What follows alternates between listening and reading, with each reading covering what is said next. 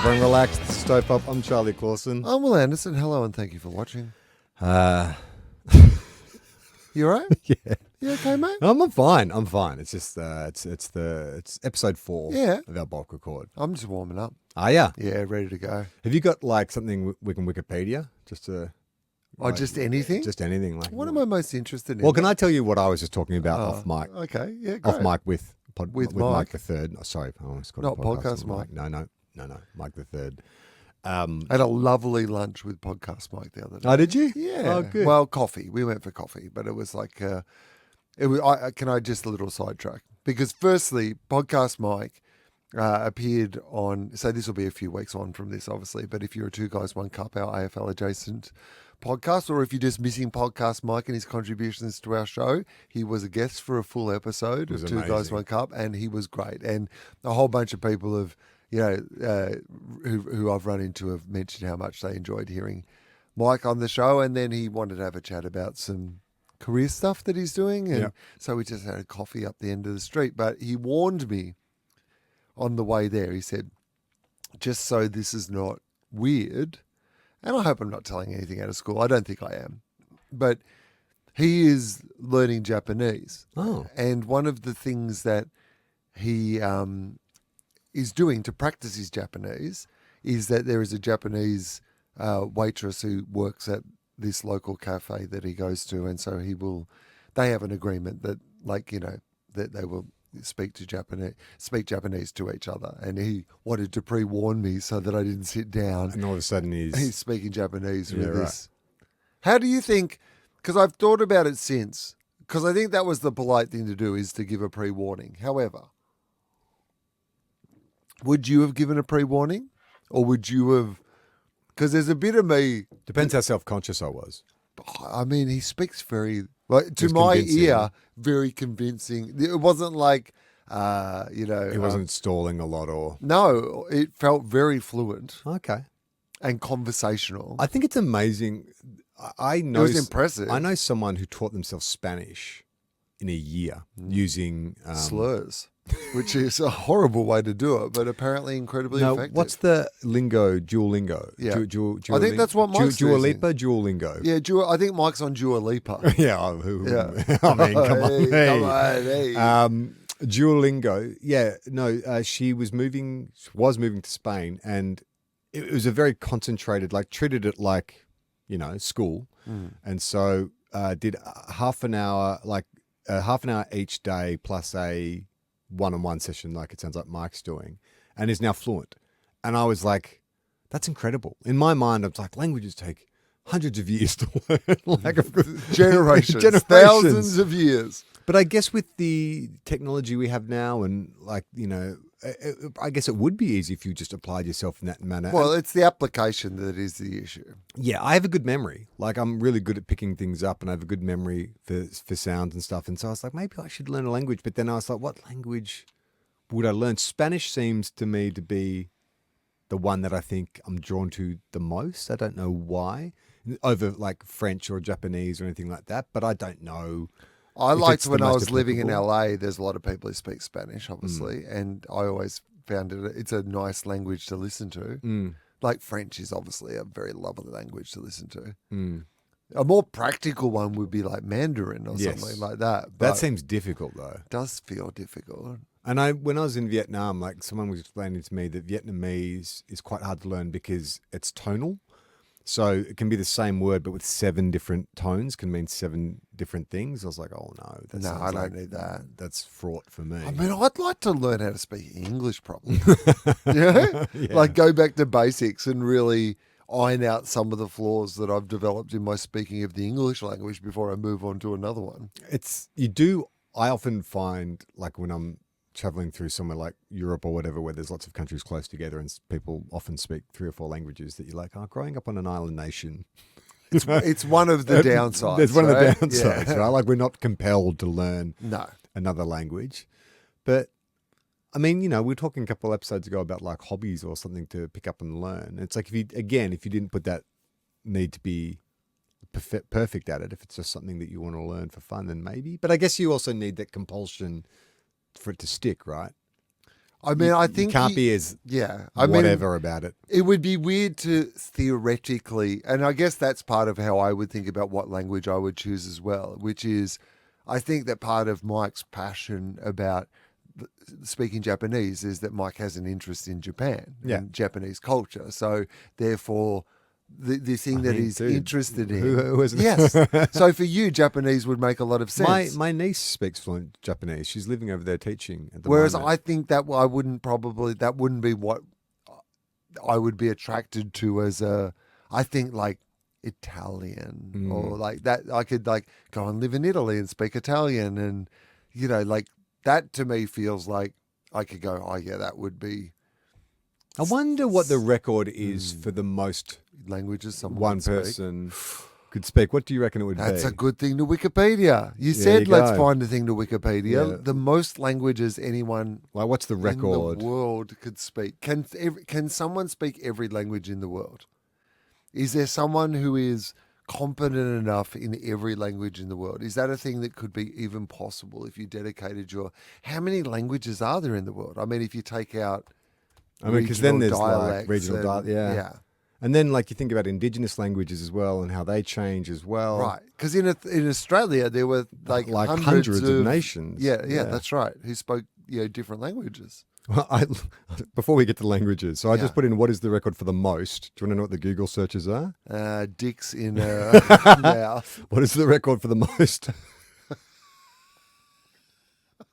We should also Google that. Well, I mean, it's funny you should say what's the record for the most dicks in the mouth, because the top search is almost the opposite, because it's what's the record for the most babies born at once, which would definitely wouldn't happen if the dick had gone in the mouth like you suggested. Good point.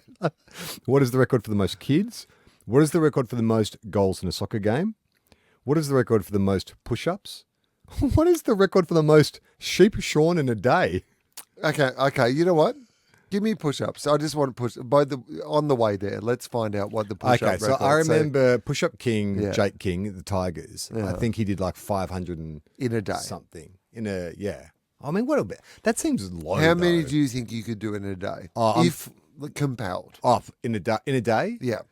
Well, I reckon I can pump out in a go before I need a break between 20 and 30 push-ups. Okay, yep. Before it gets too tough, and that's shit. Like most fit dudes can pump out. I'm just saying you. Yeah. Like, what do you think you could do in a day? Well, let's say I can do per hour. How many per hour? I reckon, being very generous to myself, 100 an hour. So in a day, like a 24-hour day. Yeah. So you could do like 2,400. Yeah. Okay. Yeah. In a day. Hear that, Spence? I got the number right. Didn't sleep, but you got a number right. Okay. That sounds okay. So... the record's going to be 10 times that. Okay, let's see what they say. No. According to the Guinness Book of World Records, World Records, fitness fanatic Daniel managed to do 3,249 push-ups. 3,249? You know what country he's from? Australia. Australia, mate. Bloody Australia, right. Like, that's all we do here, mate. Push-ups. Drink beer and do push-ups. Yeah. And he beat a record set by an Aussie. Yeah. We're the only ones doing it, apparently. Other countries have bigger shit to deal with. Wars to deal with. We're just out here eating lamingtons. How many push-ups can you do, mate? Sure, the economy's fucked. But we're doing push-ups. Get down there. I'd like to see AI do push-ups. Fuck them. I won't be able to do this. Okay, so what's the world record? What's the world record? World record for... Oh, now it's come up with some new ones. Okay. What's the world record for not blinking? What is the world record for not blinking? What do you reckon? I reckon I could go 5 minutes. 1 week. Well, like, what about sleep and stuff? It's got to be under an hour. I reckon it's over an hour.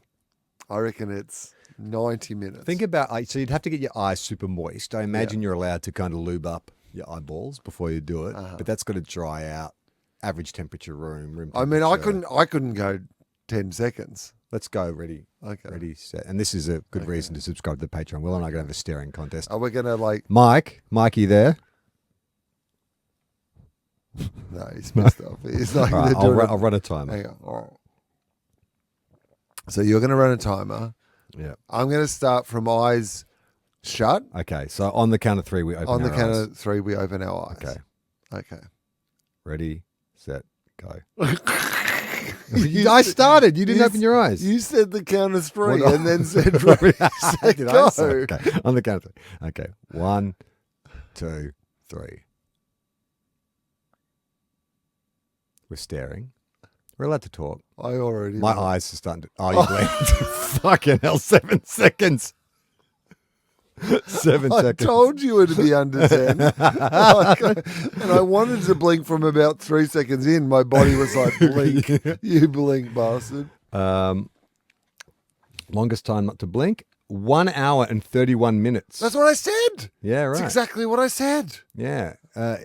He's a Tritaka practitioner from Kannur. I don't know what that means. Don't know what any India. of that means. He's Indian. Okay. Okay.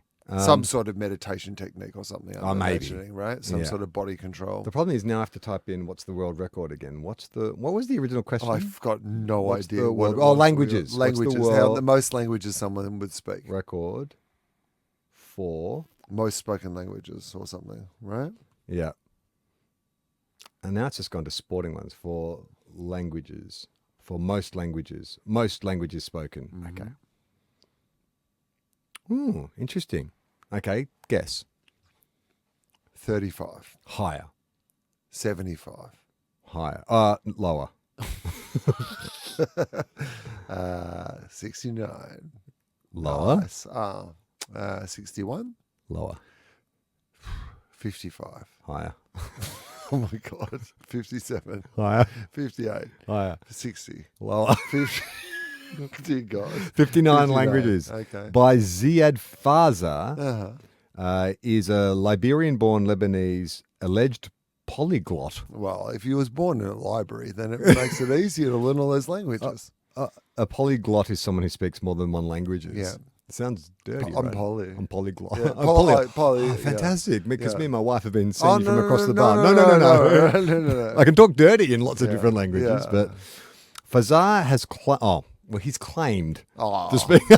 but we couldn't. He's got a whole Wikipedia He page. claimed, but we can't understand. Yeah, we don't know what the fuck he's he's talking about. He's just inventing it. Blah, blah, blah, blah, blah, blah. Fazar has claimed to speak 59 languages and maintains that he's proved this in several public appearances in which he supposedly communicated with native speakers of a large number of foreign Yeah, languages. I can speak 59 languages. Oh, none that you've heard of. Yeah. Fazar spoke Arabic at home and learned French and English at school. Okay, So there's yeah, three. that's right. Fazar decided to study languages after encountering Americans in Lebanon and learning American. He currently Yeah. lives in Brazil, having lived there since 1971. This feels like Fazar filled out his own Wikipedia I was going to page. say, because American isn't a language. Okay. English is the Yeah. language. The Guinness Book of World Records, up to the 1998 edition, listed Fazar as being able to speak and read 58 languages, Okay. citing a live interview in Athens, Greece, that he did in 1991, but has since removed his name from any language-linked record. So that's not real. Okay, hang on. So, What is we need to get to the bottom of this. yeah, let's Google his name and see if there's like any article about. Oh no, let's go to Guinness World Records. Yeah, I right. mean, that is the Because I want to know what happened to Fazar though. Like, I want to know if there was like a scandal. Is this have we stumbled upon like a podcast? yeah right. A finding Fazar. Should we sell this to Cam and Alexi? Okay, that's the most languages. So most most spoken languages. So they don't have a listing. Who can speak 42 languages fluently? Who can speak 70 languages? Just Google Fazar. Find Fazar's name and let's see. If we Okay, can sorry, find the any Fazar new- information. The new record holder for fluency is Pal Janalis. Paul Janolis. In 1985, he entered into the Guinness World Records for a spoken fluency of 52 languages. To qualify, he took a 2-hour test, conversational fluency test with a native speaker of each 42 languages. Okay, so that seems to be the most legitimate. But should we type in Fazar scandal? Yes, please. Fazar liar? I mean, just his name and hopefully like some information about him pops up. I've lost him. Well, I've lost Fazar.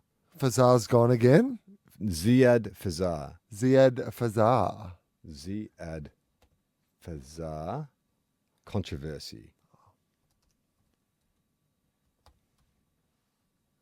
Contro. Here we go.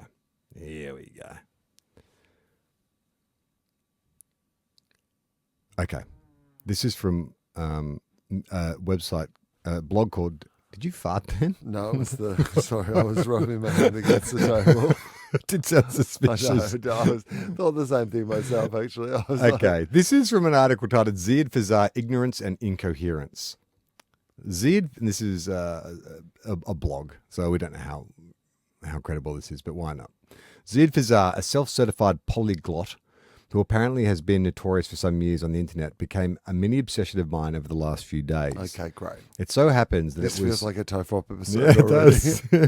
I'm also into a band called Five. Apparently there's only 3 of them now. It so happens that it was only last week that I first came across his name when I was reading a piece in the New Yorker on hyperpolyglots. Oh, so there's polyglots and hyperpolyglots. Okay. Fazar Because was... a polyglot is just someone who speaks several languages, Yeah. right? So, once you're getting into the 40s, 50s, 60s, You're you need a new hyperpolyglot. term for that. Surely there'd be some kind of savant or something, right? Where, like a Goodwill Hunting bit of language, where it's like, I just get it, man. Or a monk or something. Not Monk, the TV show Monk, not a real life monk. Oh, yeah, Like it seems like a... Well, those people who can remember everything, Yes.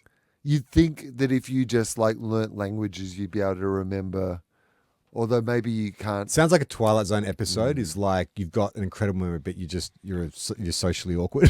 You just hate talking to I just people. hate it. I've got this skill that I can never apply because I get wanna anxious. Hear what everyone's saying. Fazar has mentioned passingly as an example of. Fazar was mentioned passingly as an example of hyperpolyglots who failed to live up to their claims. Oh yeah. He claimed that he can speak 59 languages. A more modest hyperpolyglot. I can't fucking read this thing. Hyperpolyglot might have stopped at 20. Okay. Mm-hmm. But he was caught on camera failing to answer questions from various diplomats on a Chilean TV show in some of the languages he claims to speak. I immediately looked at the video up on YouTube. Do we want to look at it? I don't know. Even on first viewing, it seemed pretty clear to me that he was a charlatan. Certainly the video made for great entertainment. Perhaps what fascinated me, and there's always something fascinating about charlatans, is how many viewers were defending him in the comments section on a matter which to me was black and white. Many said that the host and audience had no right to mock him if they didn't speak anywhere near as many languages as Fazar. Though the point in dispute was how many languages he could speak. That the TV station had not warned him beforehand that the people... Yeah, it wasn't impressive that he could speak more 20. than one. It's that he said 59. Yeah. Fazar gave an interview himself in 2015 offering his take on the Chilean affair.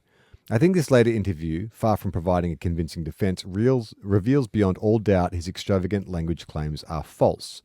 I haven't found any extensive commentary on the internet discussing his recent interviews. There are some comments in the Facebook page and the interviewer Jimmy Mello, but you have to scroll through the original post, blah, blah, blah. Fazar makes 3 points in his own defense of his apparent failure on the Chilean TV show. His first defense is the producer had said there would only be an interview in Spanish, so he had not been expecting tests in other languages. The interview was called at short notice, so he had no time to prepare. But if you're saying you're fluent, do you need to prepare? You'd brush up, I guess. Yeah, I think Prepare so. for an interview. That's fair. Yeah. Some of the diplomats were... Because it's not like you can learn an entire language. So, but if you know so many languages, you might need to just Yeah, because I guess some languages would be similar. Yeah. You're like, okay, yeah. So like, Portuguese, and like Brazilian Portuguese as opposed to Portuguese is different.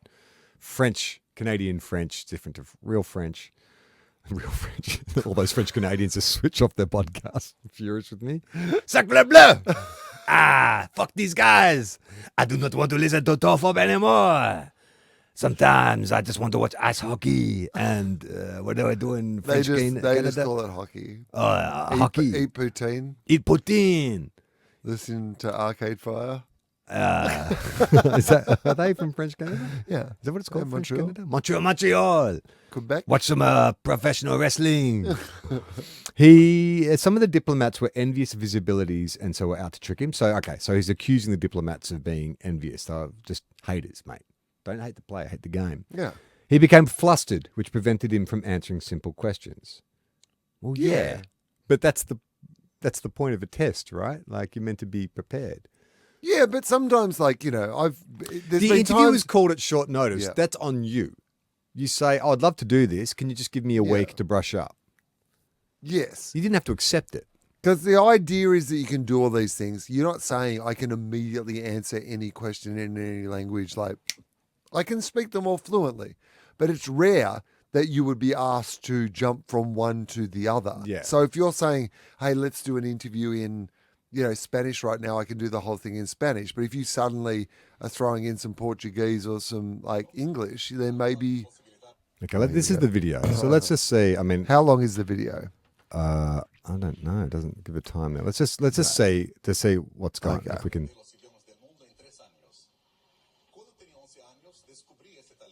We're never going to understand what's going on here.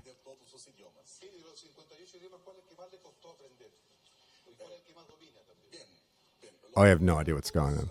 I mean, he This is not seems to helpful. be speaking at least one foreign language. Yeah. He's being scrutinized by the diplomats, though.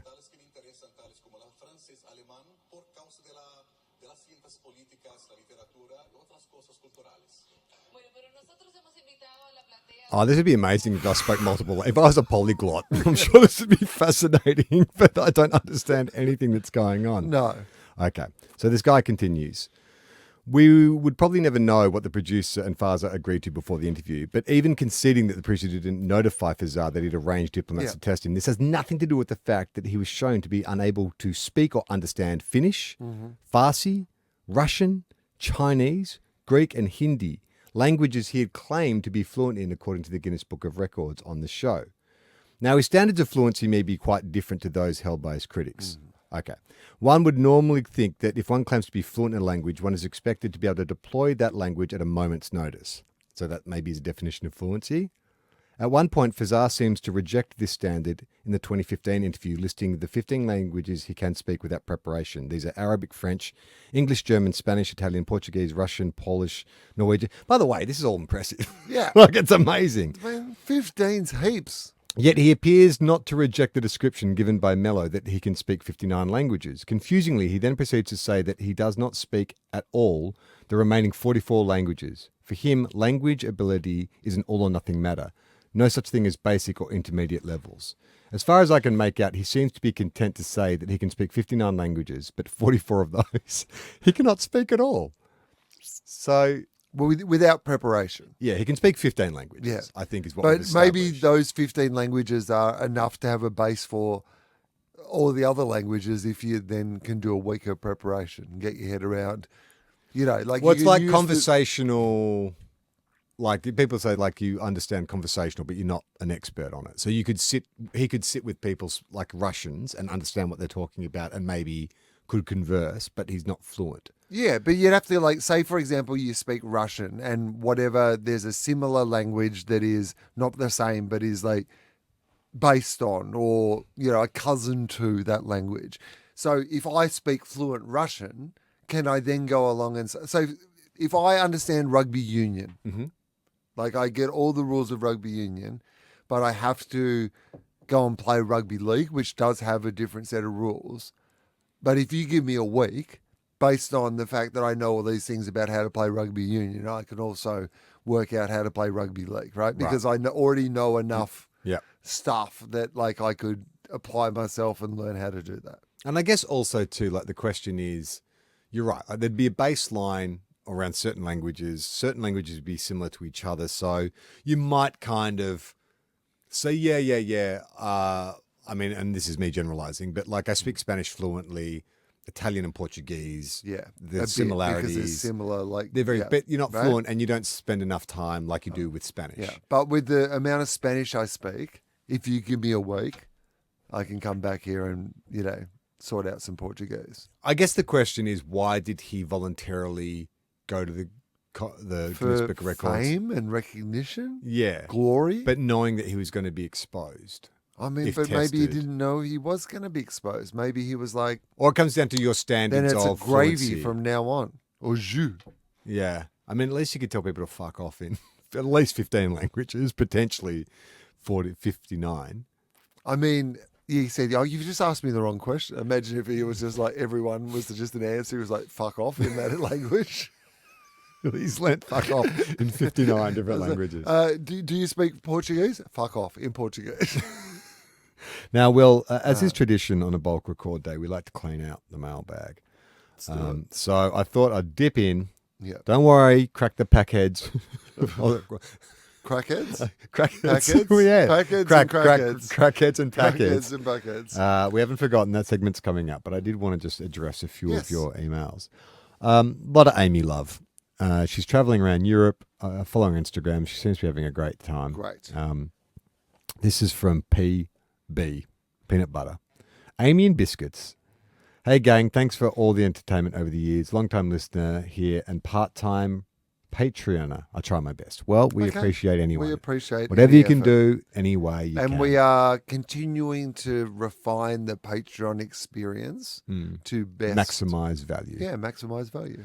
It's helped me through some rough times over the years. Well, that's also nice to know. Yes. No funny insights from me, but I wanted to do a shout out to A-Mike, my failed nickname for Amy. Yeah. I've always enjoyed the unprofessional and raw nature of TOFOP and have always liked it that way. But Amy did add something to the show that I loved and will miss. Not sure why that is. Maybe just because she comes across as such a smart and intelligent person who keeps you guys in line a bit. Yeah, there was certainly that. I hope you can get her back on the show after her travels. Keep up the good work, fellas. P.S. Have either of you tried Jaffa cakes? Quite a unique Aussie biscuit you might enjoy. I haven't. I don't like a Jaffa cake. I'm not into citrusy flavors. It's not the citrusy bit of it that would annoy you. It's the consistency.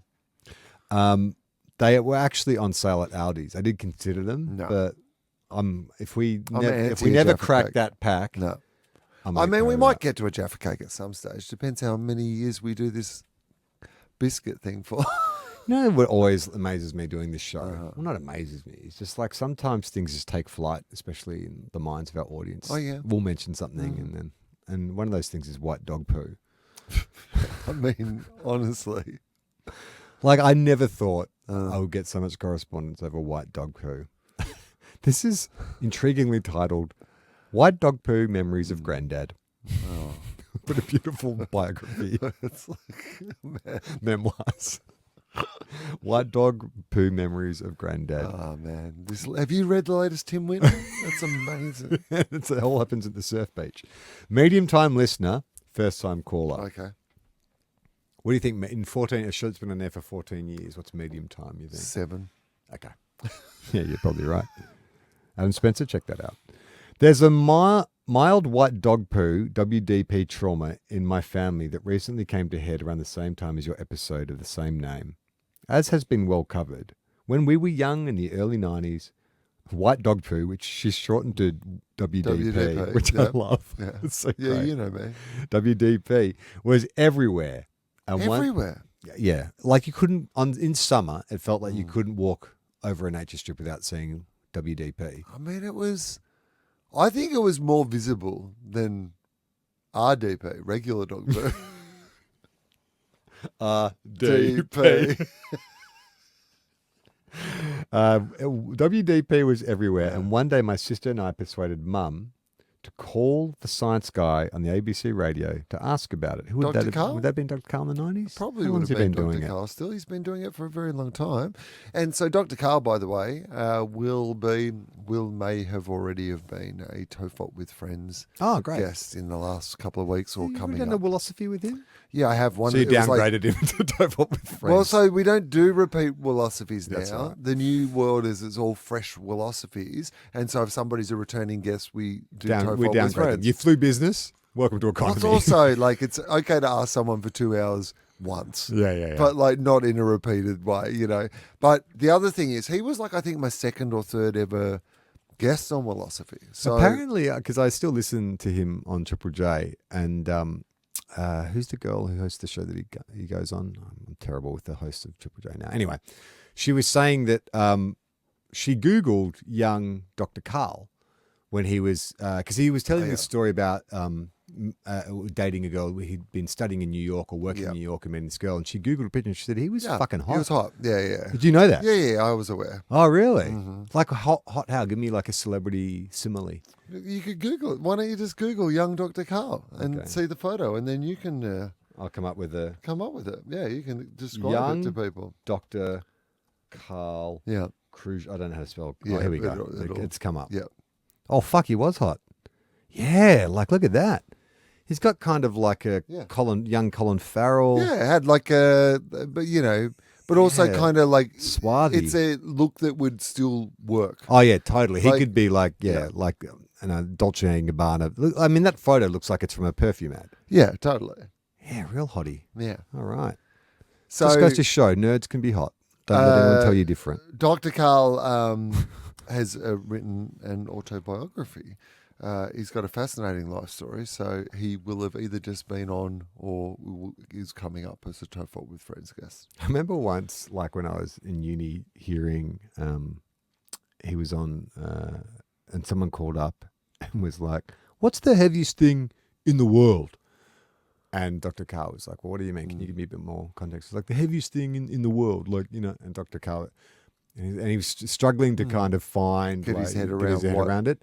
And then he was like, "What I would recommend is that you don't smoke marijuana before you call the station."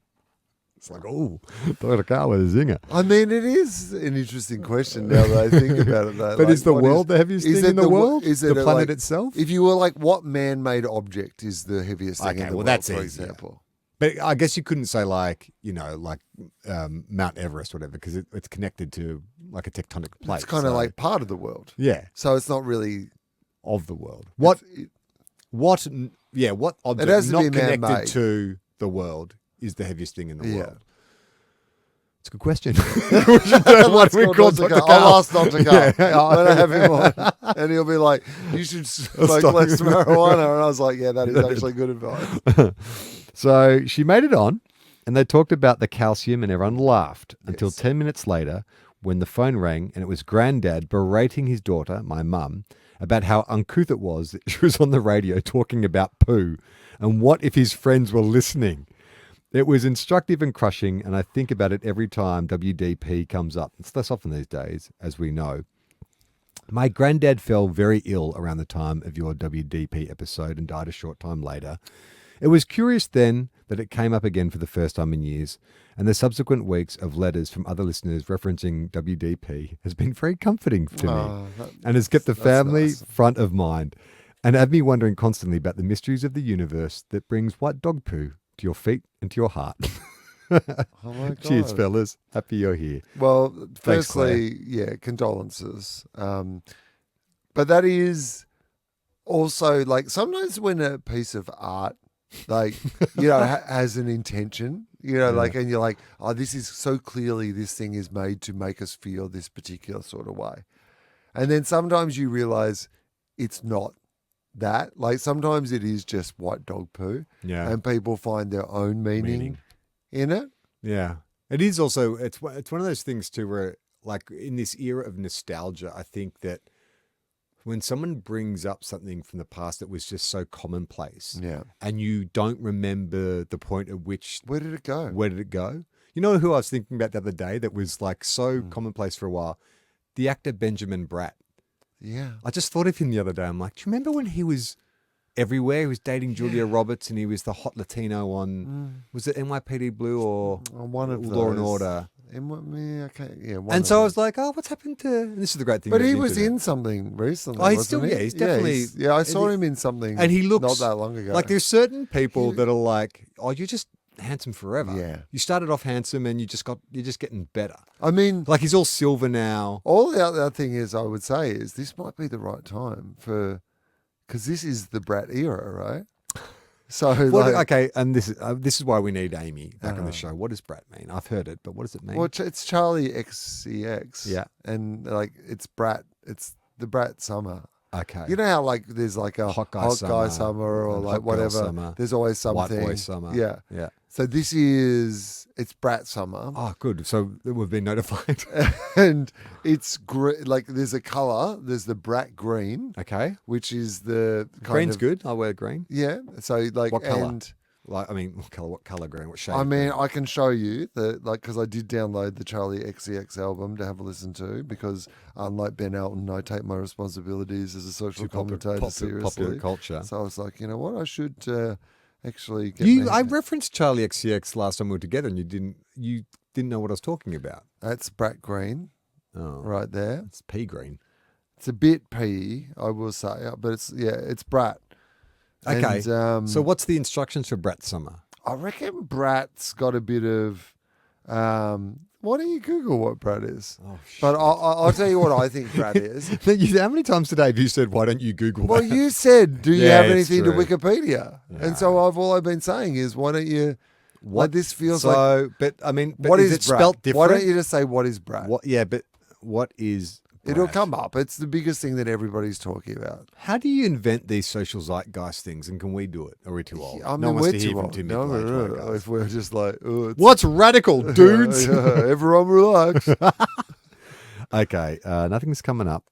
For not Is as- Brat a slang? Yeah. What is the Brat trend? What is the Brat? Charlie XCX has taken social media by storm this summer with her Brat trend, sparked by the release of her sixth studio album, defined by party animal antics. So it's kind of like hot girls having like partying. It's female centric. It Yeah. encourages women to accept their imperfections, reject being held to certain standards, and instead embrace the chaos. I love that. Yeah. That's it. How would that be used against them? How How will we the- weaponize? How we Brat weaponize Summer? Brat Summer Yeah. and make women feel awful Yeah. about themselves?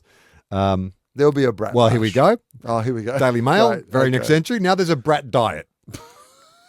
Ultra simple science backed eating plan for your Brat summer. Oh, yeah. Fuck Okay. you. Oh God. Mm-hmm. All right. Okay. Anyway, so what are we talking?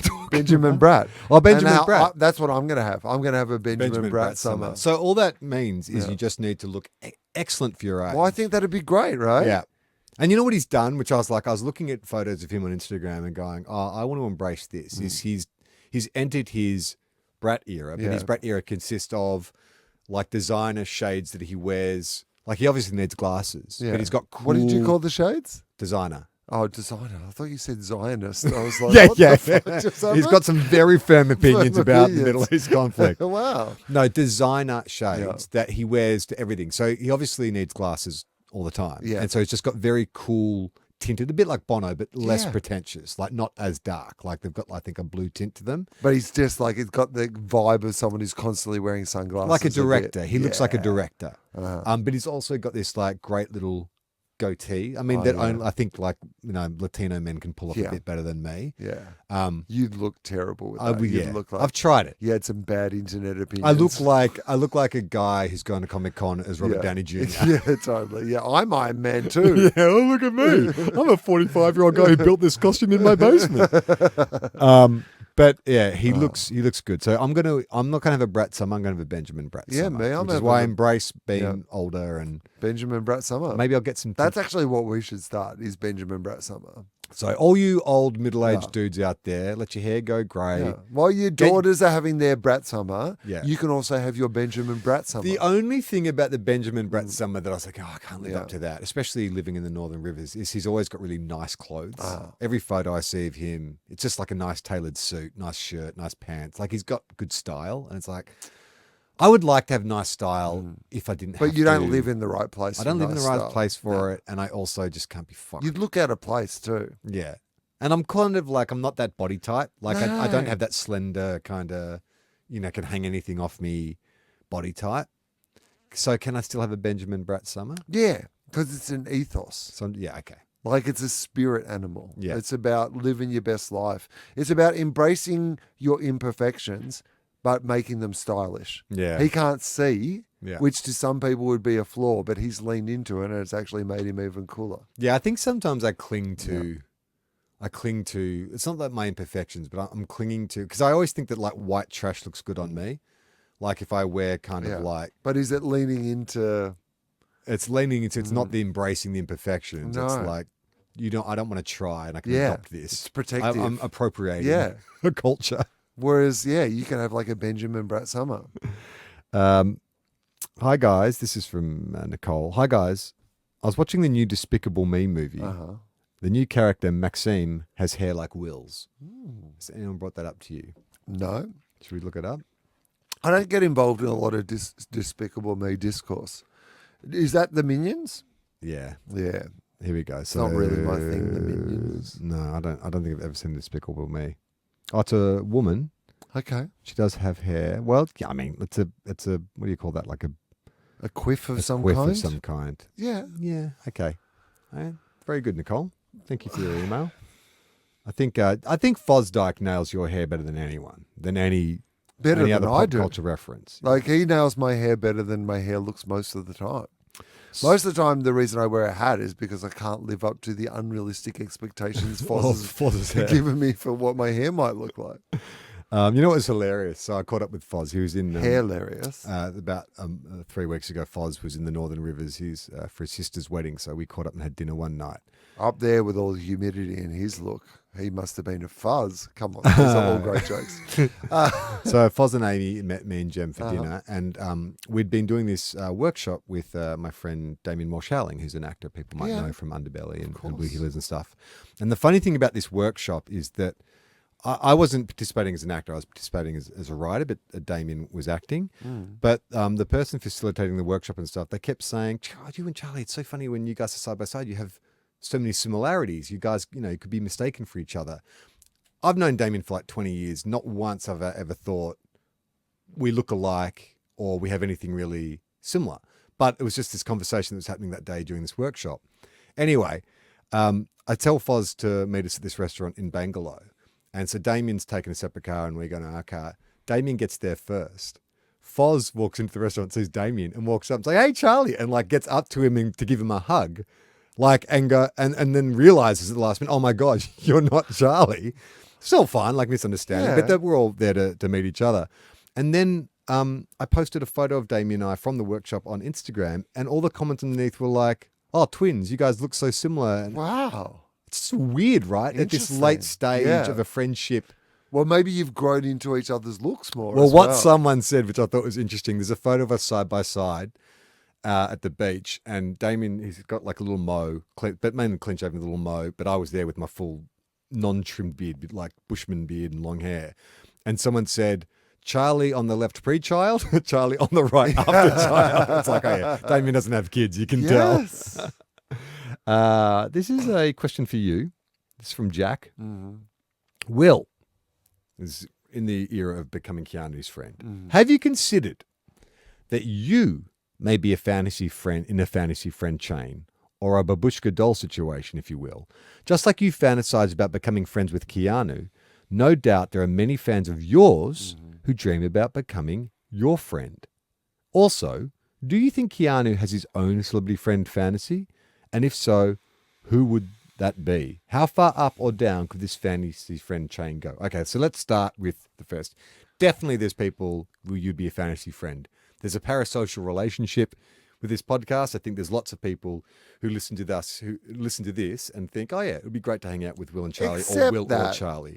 I think that there is enough, if you've listened to this enough, you understand my level of social anxiety around Doesn't matter. People are that, fantasizing about the friendship. Yeah, but I just think it would be an unrewarding friendship to be in. Like, it's unrewarding for my actual friends to be friends with me. Yeah. You know what I mean? Yeah. Let alone for other people to get involved in that. So, but you could imagine that someone would be.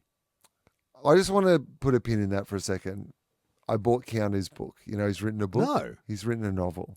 Oh, a fictional novel? Yeah, a fictional novel based on a comic book series that he's already written. Okay, that's interesting. Yeah, and it's about some sort of indestructible superhero throughout time sort of thing. Sounds way up my alley. Yeah, right up my alley. Have you started it? Haven't started it yet. Right. But I was like, well, you know what? If I'm serious about being Keanu when you see him, you've got a reference. Then I've got to have read his everyone's novel, doing right? The Matrix and Point Break, but you're going to be I'm like, chapter, I read your chapter 12. You know, like it's like when you talk to Nicky Winmar. No, yeah, well, that's true. But it's also your move that you used with Peter Phelps. I've done it a few times. Yeah. Oh, And Dolph Lundgren. Dolph Lundgren, not Jean-Claude Van Damme. Damme. Sorry, that was tough. Sorry. Yeah, you just made me realize how yeah. often I've pulled that one out. But it's a good move. Yeah, yeah. Right? Go in with the Something they're project they passionate want about. to talk about. Yeah. Right?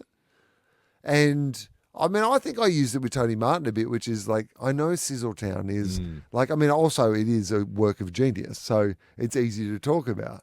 But like with Keanu, yes, of course, if you're going with like Bill and Ted's or John Wick chat, then The Matrix, that's going to be the obvious stuff. But if I go in being like, oh, man, I read your novel. Yeah, it's great. So Yeah. moving.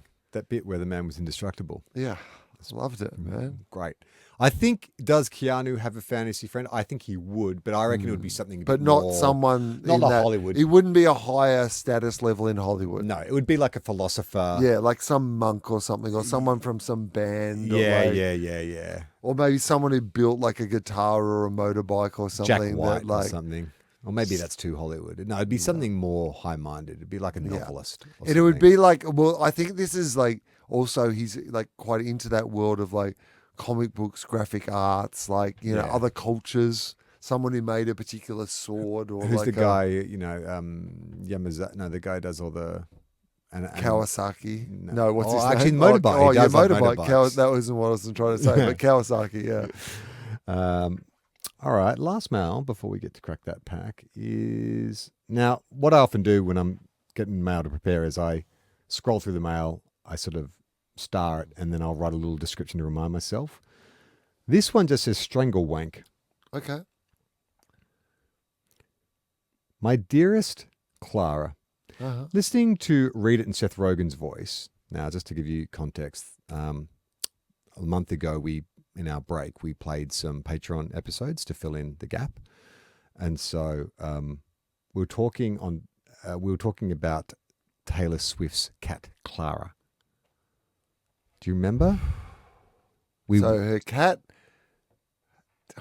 earned money for some That's reason. right. Yeah, it was the richest pet Richest in the world. pet in the world, yeah. Mikey, you there? Do you remember? You listened to it recently. What can you just give us a Yeah. quick refresher on So Taylor what we talked Swift's about? cat was the richest in the world because she'd appeared in some film clips or something. Was that Power of or Attorney? she wrote over- she had a merchandising deal or something? Anyway, you Anyway. mentioned getting name Yeah. checked by famous people, but you also mentioned fame happening posthumously. It made me think about fame that has erupted for artists after their passing, and I immediately thought about the worldwide explosion of attention on INXS star Michael Hutchence after he passed. So, yeah. in that vein, would one of you consider having a strangle wank? Uh-huh. And out of the two of you, who would be more likely to be found like that? Oh. I never thought I'd be writing strangle wank to you, dearest Clara. Stay relaxed, Alistair. I mean, I think it'd probably be me. I just don't think that physically I would be capable of, like, I would need someone else to like be doing like that, Yeah. like set me up in it and like basically kick away the chair. Do you know what I mean? That's like, right. It requires a bit of dexterity. couldn't be. I don't have the dexterity to be able to do that solo. I need to lean against the wall to tie my own shoelace. If the question is, would you consider having a strangle wank? No, No, not really into No. that. Not really into that. no, No. I don't even want to be strangled for any reason.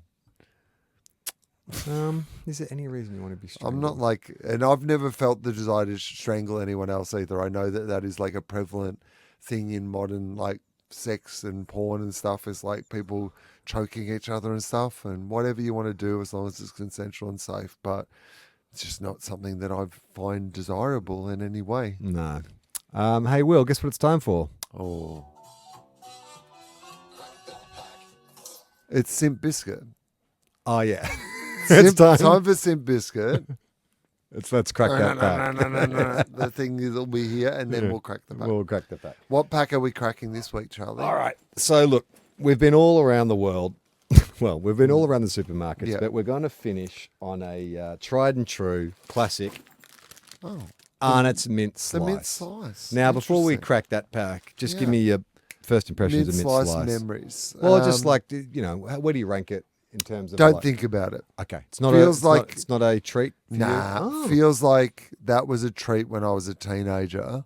The mint slice was seen as like the right up there with the Tim Tam. Tim Tam or a mint slice. That's probably, right. If Tim Tam is Metallica, Yeah. mint slice is Megadeth. Yeah, that's right. And sometimes you'd argue that the real ones, they like mint slice. Yeah. Everyone loves Tim Tams. You want to be interesting? You're a mint slice guy. Yeah, I was absolutely. definitely in that camp. I agree. Less So inclined to eat a Tim Tam. I'm less. I don't crave mint in my sweets as a Interesting. general rule. Like I like a mint in another Tea.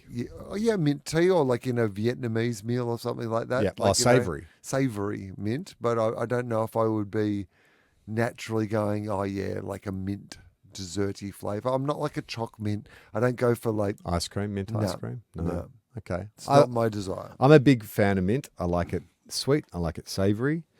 Although I must say, in my little herb garden at home, the mint is aggressive. Like I planted a whole bunch of herbs, and the mint quickly took territory and annexed the herb garden. Oh, yeah. The mint, like... It strangles the other herbs. All right, I'm going to crack this pack. Yeah, crack it up. So when was the last time you've had like a mint slice biscuit, do you think? I feel like it's been a year. For me, it would be at least a decade. Oh, wow. Yeah, Okay. and probably more. Okay. If I'm being honest with you, which So I am. I get the feeling that I feel like I can almost guess your rating without you trying it, but I'm gonna start so you can talk through this. All right, you start. So Charlie's having his mint slice, which he thinks is a quality. Oh, he's gone back for the second bite very aggressively and very quickly, like almost as if one little nibble Bit my wasn't cheek. enough. Oh, he's bitten his own cheek. It's caused him an injury. Oh, and now he's just shoved the rest of the mint slice in through the pain of the bitten cheek, mixing a little bit of blood in the mouth, just really just hocking it down. That is you've not eaten any other biscuit up until this point anywhere near as aggressively as you have consumed that mint slice. I love it. I love it. You love it. I love a mint Still slice. love it. Still love it. I mean, think you it's shoved it in as if you weren't, as if you were trying to get it out of the way. Yeah. I did bite my cheek. I think that was an early injury from The this smell morning's of it breakfast. is. Do you remember those after dinner mints? Yeah. Yeah, the little thin ones. So yeah, that was like my nana and my pa were very into the after dinner. My mints. parents too. And this reminds me, the smell of it, like it's an after dinner. Yeah. mint smell. I think the issue when you have a mint dessert like this is it can be toothpaste. I mean, the odor is very toothpastey. Yeah. But I got to say off the bat, look, I'm a mint slice guy. I love them. I haven't had one in a while. When I tasted that, it brought back a lot of great memories. I think for me, the thing that makes mint slice good is they get the balance of the tartness of the dark chocolate with the sweetness of the mint just absolutely right. Like it's a lot of filling, which can be off-putting because it's so sweet, but I think it's just perfectly offset by the dark chocolate. And I still stand by the fact that biscuit that they use is one of the best service deliveries for everything else going around. I think the biscuit's good. I agree. I agree with what you say about the biscuit. Just the mint is not to my taste. Fair enough. And it's a lot. Yeah. Like if you don't like that mint flavour, it's like somebody's crushed Mentos Yeah. on top of a chocolate biscuit. Yeah. I get that. And I don't like that. I mean, having said all that, it's a B+ for me. It's so well, like it is like a well-constructed biscuit. Like, as in like the mixture of the textures, Yep. texturally, it's a very good biscuit, but I Yep. can't give that anything more than a D+ Yeah. for my taste. Fair enough. But that's a I taste accept thing, that. not like a... Quality. It's not quality. The workmanship craftsmanship. looks like a quality biscuit, but it's just not... Or you, I don't like that flavour. All you slice heads out there, don't get offended. Yeah. But no, I honestly think if I had to choose from Arnott's kind of flagship range, It's given me a headache. really, like how sometimes that minty, I just feels like... I get it. I do get it, and I think it's an acquired taste. Like I would feel the same if it was like Reminds a me of Jaffa like cake the or feel a of a lemon. long car trip. Yeah, It's like... yeah. I get you. It's kind of like what I can't have is barley sugars. Yeah. Because it makes me think of being car sick on like family holidays. Because Yeah. Dad would always stop at like Castlemaine and get the barley sugars. Yeah. So I Castlemaine Rock. can't ever taste that ever again. Yeah, without thinking about being car sick. Again, There's an element of that. There's something about these that just reminds me of a time I can't identify, but I don't like. yeah. I harken back to my mum's Weight Watchers days when she had the digestive. She also would get carob mint slices. No, so there's some kind of affection tied into that. Look, maybe an underwhelming end to this run of Simp Biscuit, but I think we've ticked off a few things. We've done the Audi run. We've done a few mainstream. Interested to know where we go next after this. Like, how do we top that? I mean, I'm not sure that by the next time we record this could happen, but possibly if I could be set up to bake something. Oh, shit. Okay. I mean, that would be great. Oh, but then I'd feel... I don't want to critique you. No, You'd be okay with me? Yeah, I'd be absolutely okay with that. Okay. All right. Particularly because I'd be just getting back into it. It'd be interesting to see. Maybe not next time. Maybe that can be an end of the year thing, like something I can work towards. I'm staying with my sister at the moment, and last night after I got home, they're away at the moment. I was like, I need a little something sweet, and I found their cookie jar, and I'm assuming my niece, who's 13, made these cookies because it was like a shortbread cookie. But she'd put hundreds and thousands into it, not as a topping, but like mixed through in the shortbread. Yeah. Got to say, it actually was an interesting... I'm not against that. Yeah, it's like it's like little bursts of sugar, crunchy sugar. And I was like, oh, this is kind of interesting. Yeah. I don't mind that. I'm going to see her later tonight. I'm going to give her a compliment and say, well done. So, the host of Simp Biscuit... one of Australia's biggest biscuits. Gives you a thumbs up.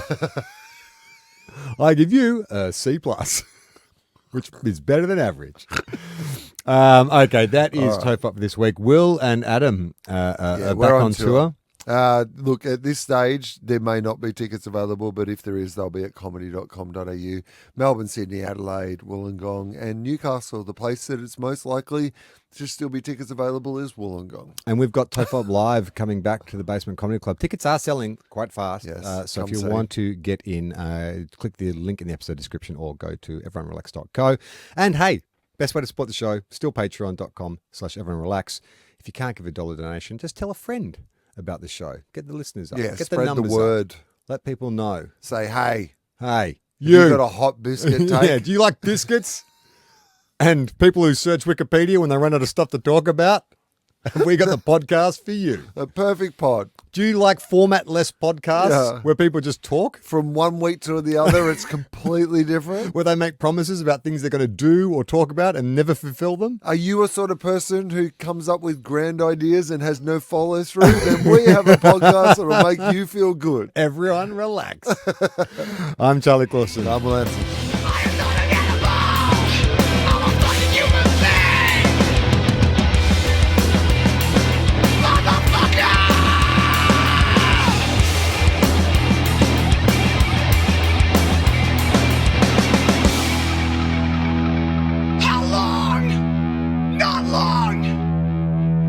Everyone relax!